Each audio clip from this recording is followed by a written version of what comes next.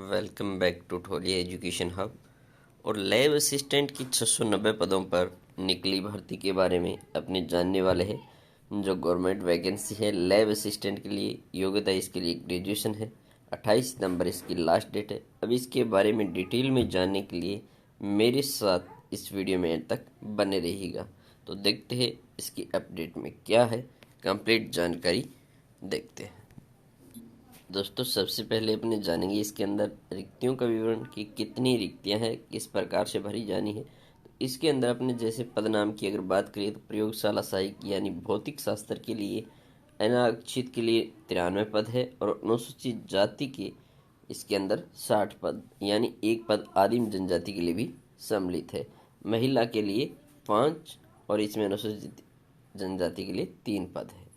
बाकी अगर खेल कूद कोटे की बात करें तो वो सभी जातियों को मिलाकर यहाँ पे अलग अलग से, जैसे अंधापन है, बहरापन है, ये आरक्षण पद उसने दे रखे है, वो आप यहाँ पे आराम से देख सकते हो। जैसे अनुसूचित जनजाति के लिए 23 है, अत्यंत पिछड़ा वर्ग की बात करें तो 18 है, पिछड़ा वर्ग अनुसूचित सेकंड की बात करें तो 14 है और आर्थिक रूप से कमजोर वर्ग के लिए 22 पद है। इस प्रकार से इन्होंने डिवाइडेशन करके 230 पद है। यानी प्रयोगशाला सहायक में जो भौतिक शास्त्र के लिए होने वाला है उनके लिए टोटल पदों की संख्या है वो 230 रहने वाली है। इसके बाद अगर रसायन शास्त्र की बात करें तो रसायन शास्त्र में भी वही डिवाइडेशन है, सेम, उसमें भी कोई डिफरेंस नहीं है। वही 230 पदों के लिए वैकेंसी है और अलग अलग कैटेगरी डिवाइड आप यहाँ पे देख सकते हो। डिवाइडेशन है, ये भी अलग अलग डिवाइडेशन कर रखा है। इसके बाद थर्ड नंबर है वो अपने यहाँ देखना चाहेंगे तो वो किसका है, प्रयोगशाला सहायक जीव विज्ञान के लिए यानी बायोलॉजी के लिए वही सेम 230 पद है। यानी कुल मिला के 230 और 230 कितने हो गए, 690 पदों के लिए लैब असिस्टेंट के लिए वैकेंसी निकली है। अब इसमें योग्यता है वो क्या है, अगर देखना चाहिए तो योग्यता की बात भी देख लेंगे। इसके अंदर जो वेतनमान और शैक्षणिक योग्यता की अगर बात करें तो यहाँ पे दे रखा है प्रयोगशाला सहायक, चाहे भौतिक शास्त्र हो, रसायन शास्त्र हो, चाहे जीव विज्ञान हो। पे मैट्रिक्स लेवल 6 रहने वाला है 35,400 से 12,400। और इसमें न्यूनतम जो शैक्षणिक योग्यता इन्होंने बताई वह राज्य सरकार या केंद्र सरकार या विश्वविद्यालय अनुदान आयोग द्वारा मान्यता प्राप्त विश्वविद्यालय से, महाविद्यालय से भौतिक शास्त्र, रसायन शास्त्र या जीव विज्ञान में किन्हीं 2 विषयों में 50% यानी आपके 50% अंक के साथ स्नातक डिग्री हो रखी हो, तब आप इसके लिए एलिजिबल होंगे। इसके बाद इसके अंदर अपने अगर बात करेंगे तो इसके अंदर इन्होंने कुछ जो स्पोर्ट्स के लिए है वो यहाँ दे रखा है, जैसे उपलब्धि, ये मेडल हो, प्रथम स्थान हो, विश्व रिकॉर्ड हो, इस प्रकार की ये बातें इन्होंने दे रखी है। आयु की बात करें तो आयु न्यूनतम उम्र 1/1/2022 यानी ये चीज़ आपको नहीं देखनी है, इन्होंने ऑफिशियल साइट से भी पीडीएफ पे ये गल डाल रखा है। तो न्यूनतम सीमा अगर यहाँ देखोगे आपको पता चल जाएगा 21 वर्ष है और अधिकतम आपकी जैसे 35 वर्ष। बाकी जो छूट है वो इन्होंने बता रखी है कि किस प्रकार से जैसे कैटेगरी में छूट मिलती है वो भी रहने वाली है। इसके अंदर ऐसा नहीं कि छूट नहीं रहेगी, जो कैटेगरी वाइज छूट होती है 3 ईयर, 4 ईयर, 5 ईयर वाली वो भी रहने वाली है।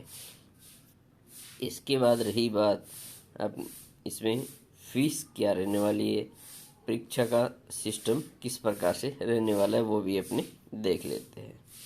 सबसे पहले इसके अंदर जो स्ट्रक्चर है, एक जाति प्रमाण पत्र इन्होंने जैसे दे रखा है कि इस प्रकार से होगा।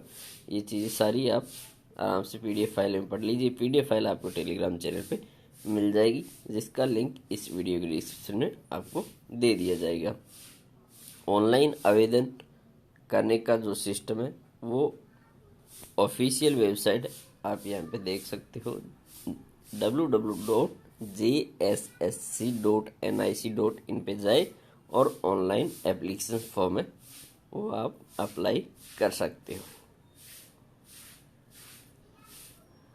अब इसकी अपने आवेदन करने की जो अंतिम तिथि है उसके बारे में अपने जान लेते हैं। तो यहाँ पे दे रखा है कि रजिस्ट्रेशन करने की सूचना 29/8/2022 से स्टार्ट और 28/9/2022 तक मध्य रात्रि तक रहने वाली है। और परीक्षा शुल्क जो भुगतान है वो 30/9/2022 तक रहने वाला है। अब परीक्षा शुल्क सबमिट आप कर सकते हो इस प्रकार से, ये सारा इन्होंने प्रोसेस बता रखा है। इसके बाद परीक्षा का स्वरूप होगा वह कंप्यूटर आधारित परीक्षा होगी, यानी सीबीटी जो कंप्यूटर बेसिक टेस्ट होता है वो होगा। परीक्षा यदि विभिन्न समूहों से लिया जाए तो अभ्यर्थियों की प्राप्तता का नॉर्मलाइजेशन किया जाएगा, यानी परीक्षा है वो अगर अलग अलग सुबह शाम या 2 दिन चलेगी तो नॉर्मलाइजेशन होगा, नहीं तो नहीं होगा। इसके बाद इन्होंने जो मुख्य परीक्षा है, यानी मुख्य परीक्षा के लिए 2 पत्र होंगे। ये परीक्षा 2 पारियों में ली जाएगी। प्रत्येक की परीक्षा की अवधि 3 घंटे होगी। सामान्य ज्ञान और हिंदी भाषा की होगी। पहला पेपर तो आपका किसका होगा? पहला पेपर होगा जो सामान्य ज्ञान और हिंदी भाषा का 100 नंबर का। दूसरा होगा जो जिस विषय की नियुक्ति है उस विषय की परीक्षा होगी 300 अंकों की। और इसके अंदर जो पहला पेपर होगा उसके अंदर 50% सामान्य ज्ञान के होंगे और 50 से हिंदी भाषा के होंगे। इसमें आपको प्रश्न पत्र 1 के अंदर क्वालिफाई 33 मार्क्स होने चाहिए और प्रश्न पत्र 1 या प्रश्न पत्र 2 में गलत उत्तर के लिए अंकों की कटौती नहीं की जाएगी, यानी नेगेटिव मार्किंग नहीं है। प्रश्न पत्र 2 अंक न्यूनतम अंक 50% लाना अनिवार्य होगा। सेकंड के अंदर आपके पास 50% अंक लाने अनिवार्य होंगे। इसके बाद हिंदी भाषा में अगर अनुच्छेद आधारित प्रश्न 25 होंगे और हिंदी व्याकरण पर आधारित 25 होंगे। ये जो सिलेबस है इस प्रकार से सामान्य ज्ञान का सिलेबस रहने वाला है, जो आप देख सकते हो पीडीएफ फाइल के अंदर।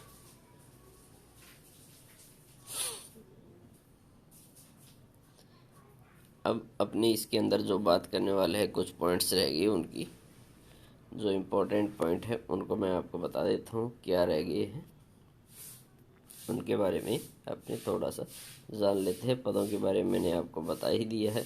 इसका जो परीक्षा शुल्क है, परीक्षा शुल्क रहने वाला है वो 100 रुपये रहने वाला है। परीक्षा शुल्क में छूट है वो झारखंड की अनुसूचित जनजाति अनुसूचित जाति के अभ्यर्थियों के लिए ही शुल्क 50 रुपये रहने वाले हैं। ये चीज़ आप ध्यान रख लीजिएगा। ऑफिशियल वेबसाइट मैंने आपको www.jsc.nic. बता दिए, ये ऑफिशियल वेबसाइट है, यहाँ से आप ऑनलाइन अप्लाई कर सकते हो।